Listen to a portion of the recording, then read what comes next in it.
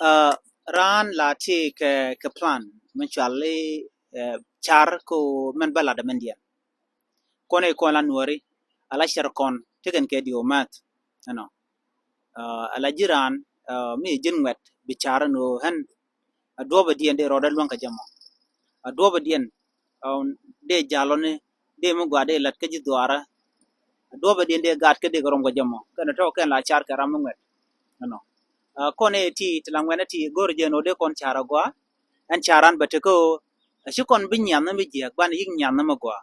ram nyet mi je nyot je gwa no tela gwa bo tre teka ko kuji mo de jogo no yen chwa mi je chwa je nyet da na magwa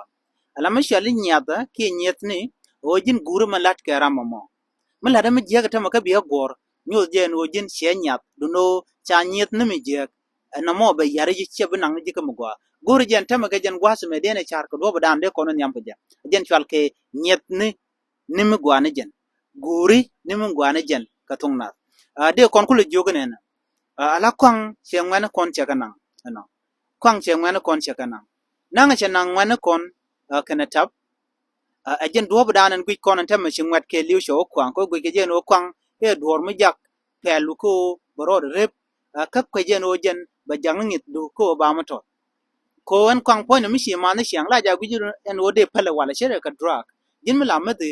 ka wal kalam pege muton mudong chi jek bi mat na mo ba detin me mo ba ja addicted ba korni kaji ba chir karama chi chap chi tok ka che longa ma peleje chere karama chi tap tok che longa ma peleje ta ndan te ka kwang no an kwang ponya te jek la de kaji chi rona nange ken bod jek ke chi pata nange ken bon mi dit ken jek dong de pan jin ga daru de ten jin de shu da tol ke de te ka bod bon chugnuku kan ton non kwang ka anyo kwang poinde jak ji ko nin go buga kwa man chala no jak nin go buga kwa ojin mishi ma dan tema dir nyin karan de ji pingwa mi je di liu de ji pingwa mi je kyang ru cha pimo ki mu cha pimo da gwar na mo la gwar mi cha ji mo ka gwa be ni ka gwa mi chu ba churitin tongomi re pos ku ki re rel ku ki re chonu ku ki re lo adure jimi ki jogdu ki no gwa cha pim ba be an gwa da mo che britin che binyo che binyo no je ne e ja tin en be mo kien mi je ka chalat ke jim ba ko lo pel gwa da na chi de te ko de dong ne na ba chu tol no mo yo bari ke ji be chu mo kerek a je no be je nak ki bete ya wi dul wala chiang ka mi chi kana mo ne gore je gwa no ko ne ko la ngane kan ga na to ko de ti de na le den tama de ro dan wo ka ching de chit ka to ko gwa sa be ni mi chi dong ala pondu ki rel ko ki cho ko chi kana ngot ka mi pit kan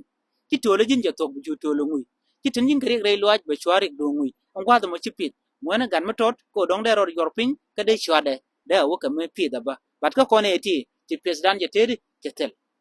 kene de dit ti pedien ja to kwa go dob dan de rande te ga jagwa ajen ma gor no de kam yemo gor je no biya kwang biya jaka gwantarun jaka tab ko ba gwantarun bante go ne ken banakala chwa nyur gwa kele ko chi kwang ge no gwa kele bi lo dun beteten run la we daga pin ala re ga no mo an kwang cha nyoro ne to wana to da ajen manan de tup la chum ka we kaya ene biya ta kamal